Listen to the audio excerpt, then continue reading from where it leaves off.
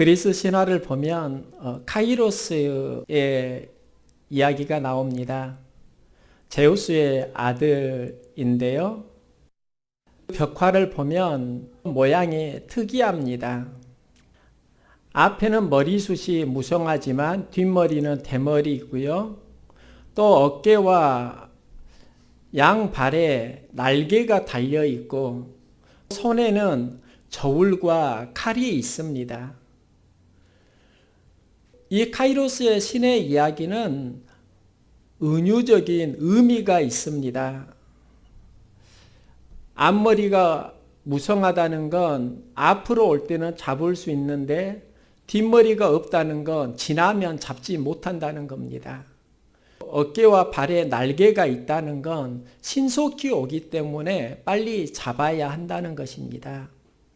저울, 정확한 판단을 의미합니다. 그리고 칼은 날카로운 결단과 행동을 의미하고 있습니다. 그 카이로스를 우리는 기회의 신이다 이렇게 말을 합니다. 기회의 신은 카이로스가 다가왔을 때 정확한 판단과 신속한 용기 결단으로 붙잡을 때 기회가 우리 인생에 찾아온다 하는 이야기입니다.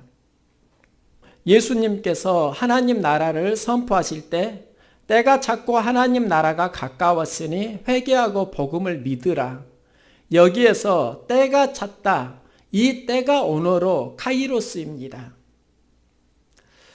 그리고 이 카이로스를 하나님의 나라와 연결해서 예수님은 말씀하고 계십니다. 하나님의 나라를 이루는 그 때가 참의 의미가 무엇일까?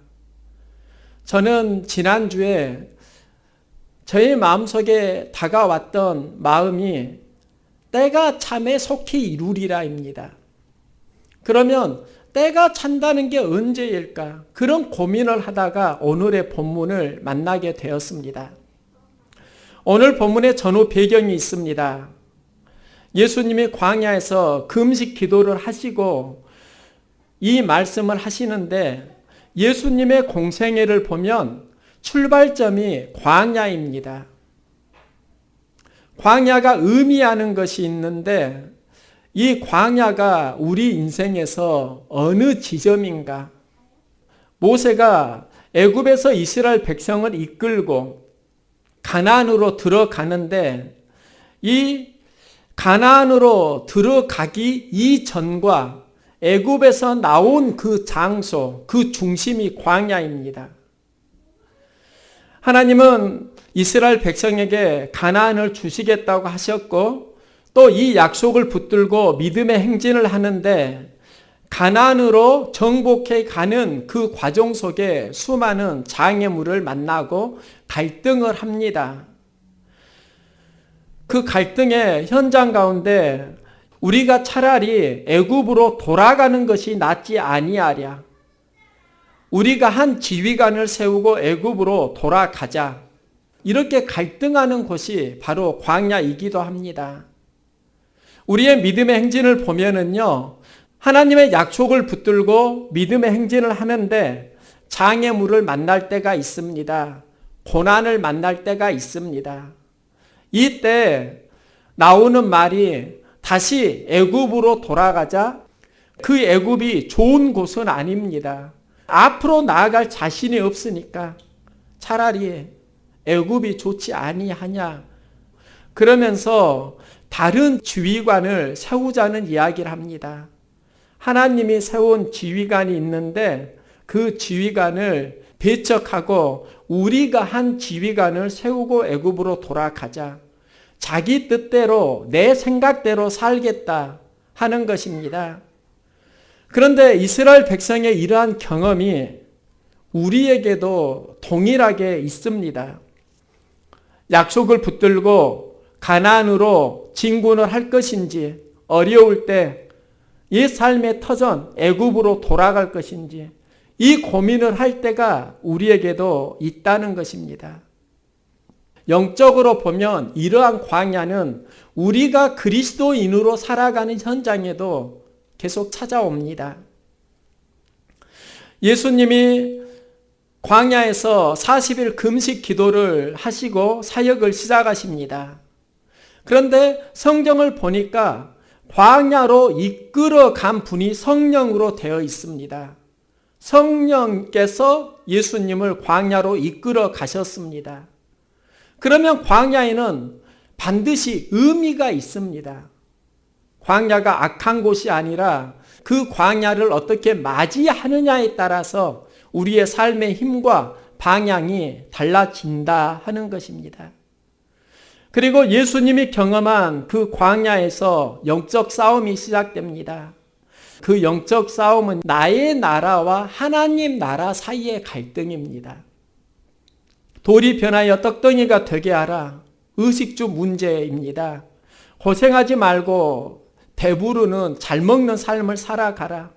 이게 우리가 추구하는 나의 나라가 아닙니까? 그런데 예수님은 사람이 떡으로 사는 건 맞다. 그런데 떡으로만 살 것은 아니다. 떡을 배척하는 게 아닙니다. 떡으로만 살지 말고 하나님 말씀으로도 살아라.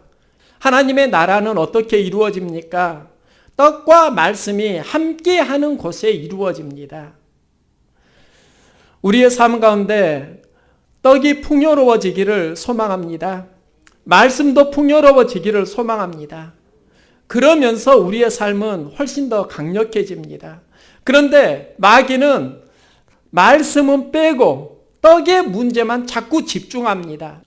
그리고 광야에서 만나게 되는 또 하나의 시험이 나에게 절하고 경배하면 모든 부귀 영화를 너에게 주겠다.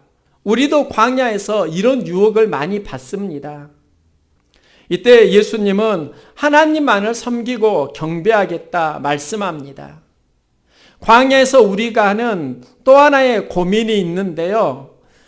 누구를 주인으로 섬기면서 누구를 중심으로 살 것이냐의 갈등입니다. 하나님을 중심으로 살아갈 것인가? 아니면 세상의 부귀 영화를 중심으로 살아갈 것인가? 이것도 우리가 하는 갈등입니다. 그리고 또 하나의 유혹이 성전 꼭대기에서 뛰어내리라. 그럼 천사가 너를 붙들어 줄 것이고 많은 사람이 그걸 보며 너의 능력을 보고 너는 슈퍼스타가 될 것이다. 많은 사람들이 너에게 박수를 보낼 것이다. 그런데 예수님이 주 너희 하나님을 시험하지 말라 말씀합니다. 그리고 예수님이 사용하셨던 능력에는 자랑하는 게 아닙니다. 성전 꼭대기에서 뛰어내린다. 그게 무슨 의미가 있습니까? 생명을 살리는 것도 아닙니다. 자기 자신을 드러내는 겁니다. 예수님이 경험하셨던 그 광야의 경험, 우리도 한다니까요. 나의 나라로 배부르는 삶을 살 것인가? 하나님의 나라에 어울리는 삶을 살 것인가? 갈등이 삶의 현장에 항상 있다는 것입니다. 이때 예수님께서 붙드신 게 하나님 나라입니다. 하나님 나라를 붙들 수 있었던 힘이 말씀을 붙잡았기 때문입니다. 예수님은 힘들 때 아니면 무슨 사역을 하실 때 시작할 때 광야로 가시고 또 시시때때로 산으로도 가십니다. 환경 속에서 지쳐있고 또 많은 환경들이 내 안에 경험될 때 하나님의 환경을 만나는 장소, 그게 바로 광야이고 산입니다. 예수님은 산과 광야에서 자기 자신을 돌아보셨고요. 또 여기서 환경을 이길 수 있는 힘을 키우게 됩니다. 예수님이 부귀 영화가 싫었을까요? 또 십자가를 감당하고 싶었을까요? 누구나 부귀 영화는 누리고 싶습니다. 십자가는 피하고 싶습니다. 그런데 예수님은 광야에서 세상의 소리가 아니라 영혼의 소리를 듣습니다. 나의 나라인가 하나님의 나라인가, 이 싸움에서 하나님의 나라를 택할 수 있는 힘을 얻습니다. 저는 기도 제목이 있는데요. 예수님도 하셨던 기도 제목입니다. 내 삶의 생각이 있는데 이 생각을 하나님의 말씀으로 전환할 수 있는 전환점을 만나는 것. 예수님이 하나님의 전환점을 만나서 내 뜻이 아니라 하나님 원대로 하옵소서 십자가를 감당하십니다. 우리의 삶 가운데도 내가 원하는 전환점이 있고 하나님이 원하시는 전환점이 있는데 하나님의 전환점을 만날 수 있기를 소망합니다. 예수님은 이것을 하나님 나라를 선포하시면서 촉구하십니다. 그 전환점이 회개입니다. 때가 찼고 하나님 나라가 가까웠으니 그리고 전환점으로 촉구하시는데요. 회개하고 하나님의 나라를 선포하시면서 제일 먼저 하셨던 메시지가 회개의 메시지입니다. 회개라는 말이 헬라어로 메타노에오인데요. 의미는 방향을 바꾸다. 내 뜻대로 가려고 하는 나에게 익숙한 삶의 방향을 하나님의 말씀으로 하나님의 뜻으로 바꾸는 것입니다. 하나님 나라를 이루는 사역을 하려고 하면 나를 돌이키는 기도가 필요한 것이지요. 회개의 메타노에오는요, 생각을 바꾸다 이런 의미도 있지만 좀 더 강력한 의미로 돌아서라 하는 의미가 있습니다. 이스라엘은 블레셋의 침략이 있고 이스라엘 백성들이 우상을 숭배합니다. 바알 아스다로 신을 섬깁니다. 이런 위기 상황에서 사무엘이 이스라엘 백성들을 미스바에 모이라고 초대합니다. 미스바 대성회인데요. 여기서 이스라엘 백성들이 했던 일이 기도하고 금식하고 죄를 고백했다. 이게 회개운동을 한 것입니다. 이 회개를 통해서 이스라엘 공동체가 위기를 극복합니다. 예수님은 40일 금식 기도를 하시고 하나님 나라를 선포하십니다. 초대교회도 마가의 다락방에서 성령을 체험하고 세상에 나갈 힘을 얻습니다. 그런데 초대교회에서 성령 체험하고 나가서 선포했던 메시지와 예수님이 40일 금식 기도를 하시고 선포하는 첫 메시지가 회개하라입니다. 초대교회에서 베드로도 형제들아 우리가 어찌할꼬 하거늘 베드로가 이르되 너희가 회개하여 각각 예수 그리스도의 이름으로 세례를 받고 죄사함을 받으라. 그리하면 성령을 선물로 받으리니. 베드로가 선포했던 첫 번째 메시지가 너희가 회개하라 하는 것입니다. 하나님 나라는 제일 먼저 해야 되는 마음의 태도가 회개입니다. 회개가 이루어지지 않으면 방향 전환이 이루어지지 않습니다. 회개에는 두 가지의 의미가 있습니다. 생각의 전환입니다. 마음을 바꾸는 것이고 삶의 결단입니다. 몸의 행동을 바꾸는 것입니다. 12해를 혈루증으로 앓는 그녀의 삶을 보면 이제 재산도 소비했고요. 병은 점점 더 중해졌고요.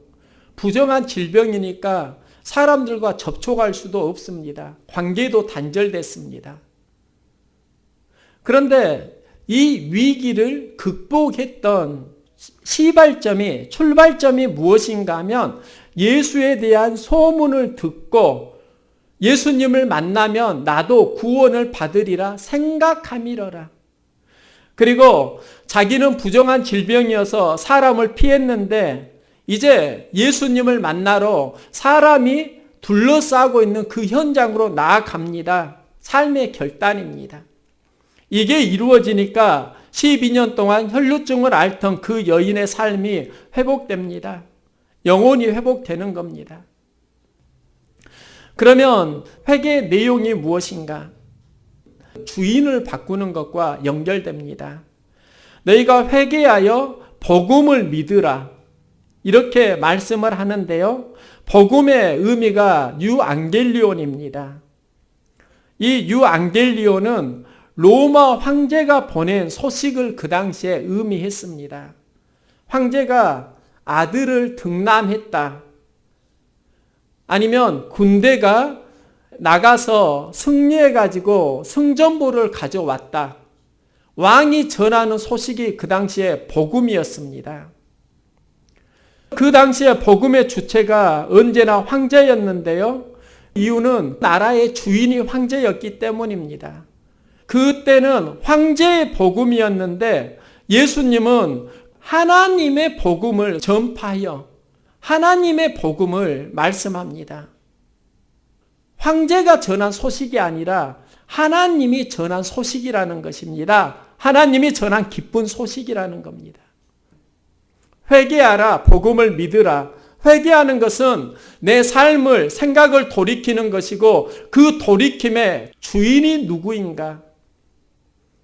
하나님의 복음이라는 말은요, 내 안에 주인이 하나님이다. 이 고백을 하는 것입니다. 복음의 핵심은 내가 섬기는 주인을 바꾸는 것입니다. 제가 지난주에 창집 기념 예배를 드리고 이제 손성현 목사님이 전하는 말씀을 들었는데요. 저에게 다가온 레마의 말씀이 있습니다. 작고 약하다는 건 안타까운 일인데 하나님은 작고 약하다고 도와주시는 게 아니다. 하나님의 일하실 때가 되어야 도와주신다. 하나님의 일하시는 그 때가 언제인가? 우리 안에 믿음이 무르익을 때입니다. 그래서 마가복음은 때가 차니까 하나님의 도래를 선포합니다. 그럼 하나님의 나라가 언제 이루어지는가? 회개하고 복음을 믿을 때, 그리고 하나님의 복음을 믿고 하나님의 일하심이 시작이 되어질 때, 그때 하나님의 나라가 이루어집니다. 마태는 하나님의 나라를 천국이라고 기록을 합니다. 천국은 마치 등을 들고 신랑을 맞으러 나간 열 처녀와 같다. 열 처녀 비유의 핵심은 깨어있는 삶입니다. 그 다음에 등장하는 메시지가 달란트의 비유입니다. 하나님 나라와 때에 대한 이야기가 동시에 나오는 것을 보게 되었습니다. 천국은 마치 등을 들고 신랑을 맞으러 나간 열 처녀와 같다. 그러면서 그런즉 깨어 있으라. 너희는 그 날과 그 때를 알지 못하니라. 그 때, 이 때를 말씀하시고 바로 하는 이야기가 달란트의 비유입니다. 예수님은 하나님 나라를 말씀하시면서 왜 달란트의 비유를 말씀하시는가? 여기에는 이유가 있습니다. 주인이 3명의 종에게 각각의 달란트를 맡기고 여행을 떠납니다. 그 당시에 달란트는 유대의 화폐이고요. 이 화폐는 6천 드라크마 가치를 가지고 있습니다. 1 드라크마가 노동자의 하루 품삯입니다. 6천 드라크마라고 하면 하루 임금을 10만 원으로 계산할 때 1달란트가 6억입니다. 하루 품삯을 10만 원으로 계산을 해도 6억입니다. 그러면 2달란트라고 하면 12억, 5달란트라고 하면 30억입니다. 주인이 종에게 작은 것을 맡기고 간 게 아니라 굉장히 큰 걸 맡기고 갔다. 이 이야기입니다. 그런데 희한한 건 주인이 종에게 그 많은 것을 맡겼는데 그냥 맡기고 아무 말도 하지 않고 타국으로 여행을 갑니다. 그리고 돌아와서 종들에게 맡긴 것을 한번 셈해 보자 이 이야기를 하십니다. 셈을 하는 시점은 주인이 돌아온 그 때입니다. 자기가 맡은 돈으로 얼마를 남겼느냐 여기에서 착하고 무익한 종이 구별이 됩니다. 더 많은 것을 남겼으면 착한 충성된 종이 되고 묻어두고 활용하지 않으면 악하고 무익한 종이 됩니다. 달란트가 무엇을 의미하는가? 주인이 종에게 맡길 때 재능에 따라서 달란트를 맡겼다 말씀합니다. 그러면 재능에 따라서 이 재능이 무엇일까? 이 시대에 하나님 나라를 이루기 위해서 하나님이 우리에게 주신 어떤 직분일 수 있습니다. 그리고 하나님 나라를 이루는데 쓰임받는 삶을 어떻게 살 수 있는가에 대한 비유를 말씀하십니다. 하나님 나라를 이루는 현장에 달란트, 직분을 주십니다. 목사 직분도 주시고요. 집사 직분도 주시고요. 교사 직분도 주시고요. 하나님의 맡기신 직분에 어떻게 반응해야 하는가? 이 이야기를 하시는 것입니다. 직분에는 분명 차이가 있습니다. 목사 직분이 있고 장로 직분이 있고 권사, 집사, 교사 다양한 직분이 있습니다. 모두 다 소중한 것입니다. 그런데 자신이 가진 직분을 귀하게 여기지 못하는 사람이 있을 수 있습니다. 그리고 그는 자신이 가진 직분을 땅에 묻어둡니다. 누구는 5달란트 가졌는데 나는 1달란트네. 자기가 있는 것에 대한 감사와 감격을 잃어버립니다. 저는 사역을 하면서 한 가지 알게 된 게 있습니다. 기도하고 힘내서 하는 사역은 일이 아름다워지지만 기도하지 않고 불평하면서 하는 사역은 일이 안 된다는 겁니다. 내가 그 일을 잘한다 못한다 이것은 어디서 찾아야 하는가? 내 안에 있는 마음의 태도에서 찾는 것입니다. 주어진 직분에 감사하면서 충성하는 사람이 있고요. 그래서 그 충성하는 사람에게 예수님이 말씀합니다. 작은 일에 충성하였으니 내가 더 많은 것을 너에게 맡기리라. 달란트의 이야기는 교회 안에서 우리가 경험하는 직분의 이야기입니다. 그런데 주어진 것에 태도가 비틀어지면 가진 것만 지키려고 합니다. 그를 악하고 무익한 종이라고 하는 겁니다. 주신 것에 대해서 좋은 마음의 태도로 살아가면 더 많은 것을 부어주시는 것입니다. 이게 참 중요하더라고요. 태도가 무너지면 하나님이 쓰실 수가 없어요. 태도만 잘 서가면 하나님께서 그를 다듬으시고 때로는 연단하시고 그러면서 착하고 충성된 종으로 사용하시는 것입니다. 하나님 나라를 이룰 때 우리가 보아야 하는 게 깨달음의 문제입니다. 1달란트를 가진 이는 주인의 마음을 제대로 이해하지 못합니다. 가지고 있는 것만 지키면 된다고 생각합니다. 그래서 자신이 가진 것을 땅에 묻어둡니다. 그런데 2달란트, 5달란트 받았던 종은 주인의 마음을 압니다. 그리고 사역을 하는 겁니다. 하나님의 마음을 깨달아 사역하는 사람이 있고 하나님의 마음을 모르고 자기 뜻대로 신앙생활하는 사람이 있습니다. 깨달음이 성장으로 연결되는 사람이 있고 깨달음이 없어서 무익하게 되는 종이 있다는 것입니다. 1달란트 받은 사람의 진짜 실수는 그가 가진 게 작다는 게 아니라 주인의 마음을 알지 못했다는 겁니다. 그런데 2달란트와 5달란트 받은 종은 그들이 많이 받았다는 게 아니라 주인의 마음에 대한 깨달음이 있고 그것을 가지고 사역을 해서 열매를 맺어 간다는 것입니다. 하나님의 나라를 이루는 그때는 각각의 직분이 있습니다. 달란트가 있습니다. 이것을 어떻게 다루느냐? 다루는 그 마음의 태도가 바로 때가 참회와 연결됩니다. 하나님은 보실 때 우리 안에 때가 참회의 마음을 보십니다. 때가 차지 않으니까 하나님이 부어주실 수가 없는 것입니다. 때가 찼다 이 말은 하나님이 하나님 나라의 사역을 하실 때 누가 그릇으로 준비되었는가 준비되는 그 마음의 시간을 보시는 것입니다. 그리고 하나님이 쓰실 수 있도록 그릇이 준비되는 그 시점 그때가 때가 참회입니다. 때가 차면은 하나님이 속히 이루신다고 약속하십니다. 우리의 신앙이 좋은 태도와 깨달음으로 무르익으면 그때 하나님이 일하시는 타이밍을 만나게 되고 하나님의 때에 하나님의 타이밍이 되면 그때 하나님의 나라는 속히 이루어질 것입니다. 나는 왜 1달란트밖에 없어요? 1달란트가 중요한 게 아니에요. 그 1달란트를 어떻게 여기느냐가 훨씬 더 중요합니다. 감사함으로 최선을 다하면 하나님의 나라에서 더 많은 것을 주시는 것이고 그게 없으면 있는 것도 빼앗긴다. 우리가 제일 먼저 해야 되는 일이 있습니다. 항상 좋은 마음의 태도와 말씀에 대한 깨달음을 얻어갈 수 있기를 소망합니다. 그리고 그 때가 되면 하나님이 일하시는 타이밍이 오는 것입니다. 하나님이 일하시는 타이밍을 만나는 은혜가 있기를 소망합니다.